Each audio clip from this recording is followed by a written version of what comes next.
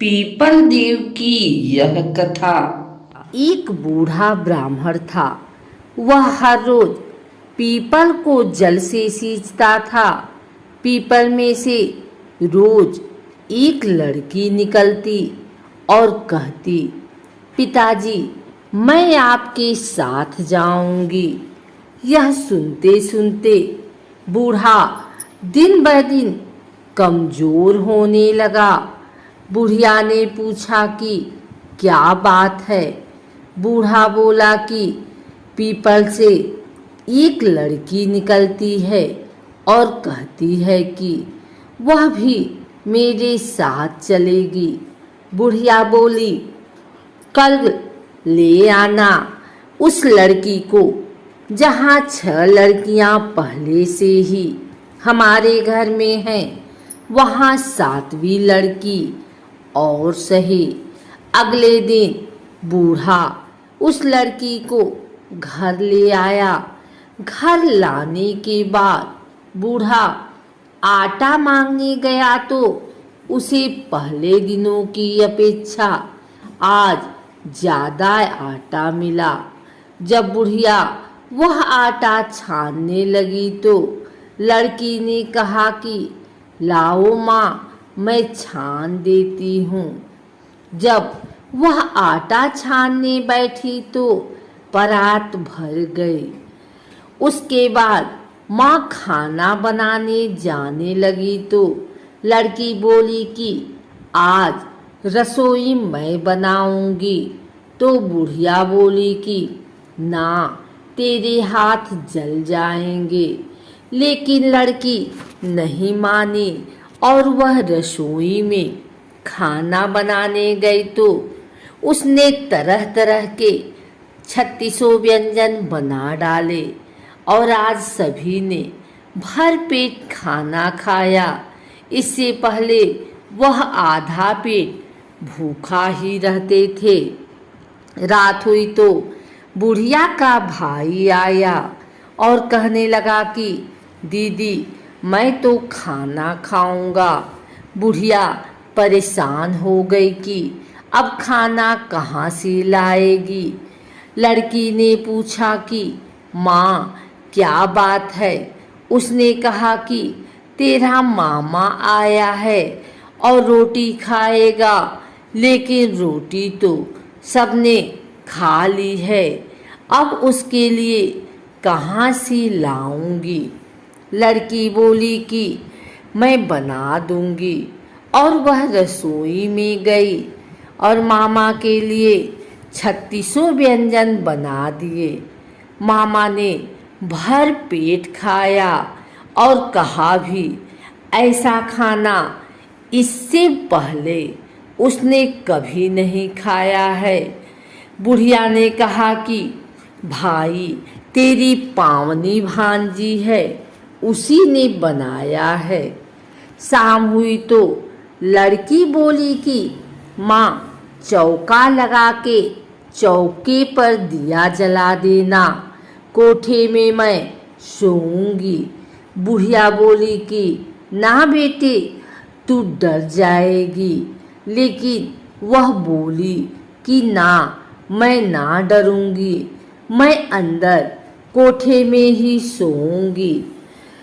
वह कोठे में ही जाकर सो गई। आधी रात को लड़की उठी और चारों ओर आँख मारी तो धन ही धन हो गया। वह बाहर जाने लगी तो एक बूढ़ा ब्राह्मण सो रहा था। उसने देखा तो कहा कि बेटी तू कहाँ चली।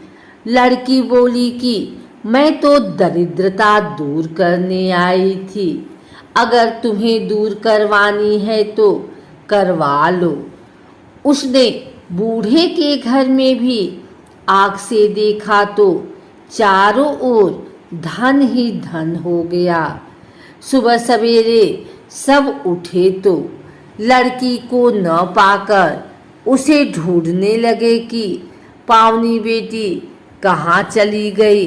बूढ़ा ब्राह्मण बोला कि वह तो लक्ष्मी माता थी, जो तुम्हारे साथ मेरी दरिद्रता भी दूर कर गए। हे लक्ष्मी माता, जैसे आपने उनकी दरिद्रता दूर की, वैसे ही सबकी करना। पीपल देवताओं का साकार रूप है। पीपल को जल चढ़ाने से देवता सकारात्मक ऊर्जा बढ़ाते हैं। पीपल में प्राण वायु बढ़ती है एवं प्रदूषण समाप्त होता है, जो एक दैविक कर्म है। पीपल पेड़ों में सबसे श्रेष्ठ माना जाता है। यहाँ तक कि भगवान श्री कृष्ण ने गीता में सभी वृक्षों में अपने आप को पीपल का वृक्ष बताया है। साक्षात भगवान विष्णु अथवा भगवान कृष्ण का ही स्वरूप है। अगर आप भी पीपल के पेड़ में दिया जलाते हैं अथवा पीपल की पूजा करते हैं तो भगवान नारायण की कृपा से आप पर अवश्य बनी रहेगी पीपल की कृपा। लेकिन आपको इतना जरूर पता होना चाहिए कि पीपल के पेड़ की कितनी परिक्रमा करनी चाहिए। पीपल पर जल चढ़ाते समय कौन सा मंत्र बोलना चाहिए, पीपल की पूजा सुबह कितने बजे करनी चाहिए इत्यादि पीपल के पेड़ से जुड़ी धार्मिक एवं रहस्यमयी जानकारी हम आपको प्रदान करते हैं। आइए सबसे पहले जानते हैं पीपल की पूजा का महत्व एवं पीपल की पूजा के फायदे। उसके बाद हम जानेंगे कि पीपल के पेड़ की कितनी परिक्रमा करनी चाहिए। हिंदू धर्म में पीपल को साक्षात भगवान नारायण का ही स्वरूप बताया गया है। पीपल की पूजा करने का प्राचीन काल से विशिष्ट महत्व रहा है। पीपल की पूजा करने मात्र से भगवान नारायण एवं महालक्ष्मी की पूजा की जाती है। अक्सर लोग अमावस्या एवं पूर्णिमा के दिन पीपल की पूजा करते हैं। पीपल ही एक ऐसा अद्वितीय वृक्ष है जिसके नीचे गौतम बुद्ध से लेकर के विभिन्न ऋषि मुनियों ने अखंड ज्ञान प्राप्त किया है। पीपल के वृक्ष को देखकर हैरान होते हैं, क्योंकि पीपल का ही एकमात्र ऐसा वृक्ष है जो 24 घंटे ऑक्सीजन छोड़ता है। आइए जानते हैं पीपल की पूजा के फायदे। पीपल भगवान नारायण का स्वरूप है। पीपल में ही माँ लक्ष्मी का भी वास माना जाता है। पीपल के पेड़ में जल चढ़ाने के लिए विशेष बात का ध्यान रखना चाहिए कि सूर्योदय से पहले पीपल के पेड़ में कभी भी जल न चढ़ाएं।